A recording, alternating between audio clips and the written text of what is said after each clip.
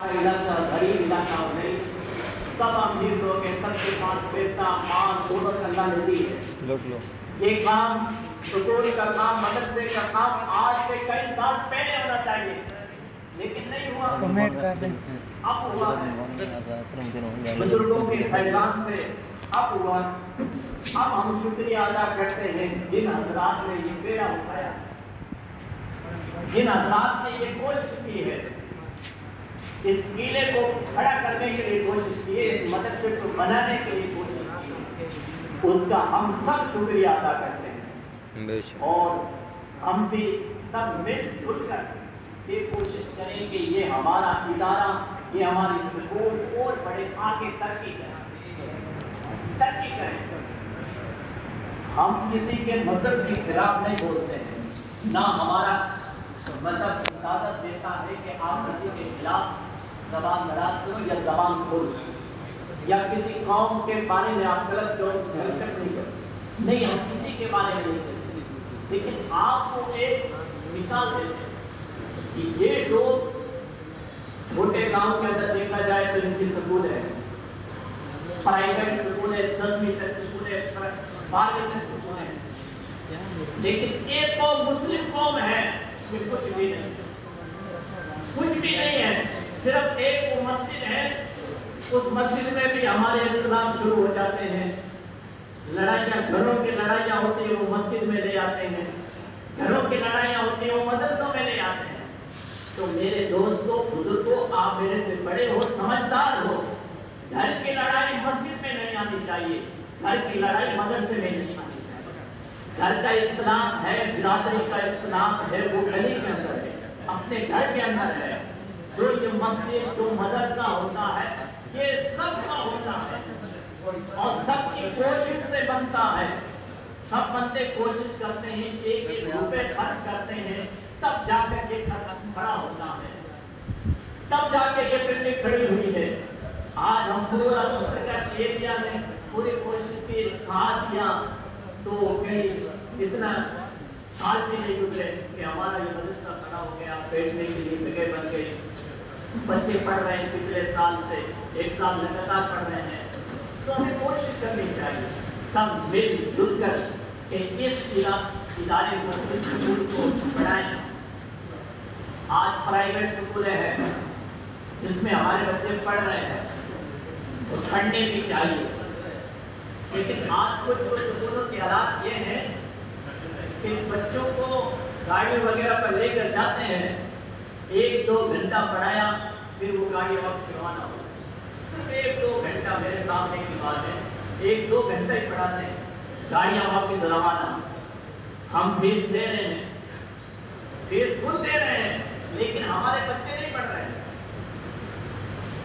क्योंकि हम खुद तो इतना हमें नॉलेज नहीं है। हम जाकर स्कूल में जाकर अपने बच्चों को चेक करें, मास्टरों के पास जाकर फिर भी कि हमारा बच्चा क्या पढ़ रहा है, इस साल उसके कितने नंबर आए हैं, क्या कुछ किया है उसने।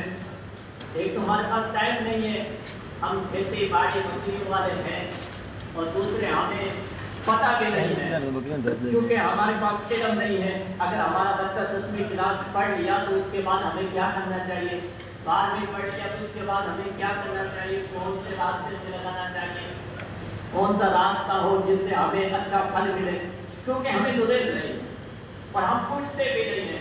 कुछ तो मुसलमानों के बच्चे ये हैं, 10वीं क्लास पढ़ी, छुड़ा दिया, मौलवी साहब अब नहीं पढ़ाना है, अब खेती का काम है, हमारे 2 मुद्दे हैं, 3 मुद्दे हैं, ये करेंगे, बच्चे पढ़कर आके क्या नौकरी लगती है।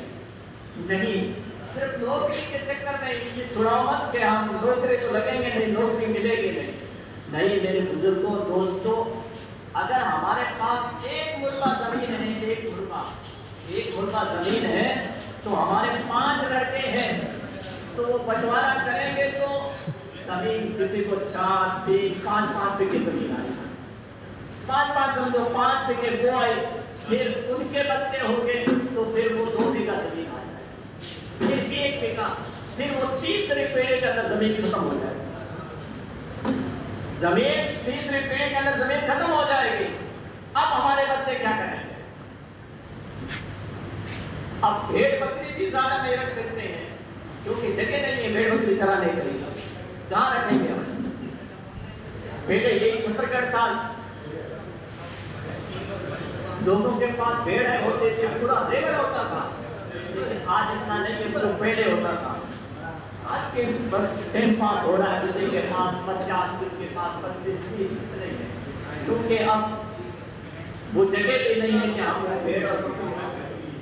तो हमें कोशिश करनी चाहिए अपने बच्चों को पढ़ाना चाहिए।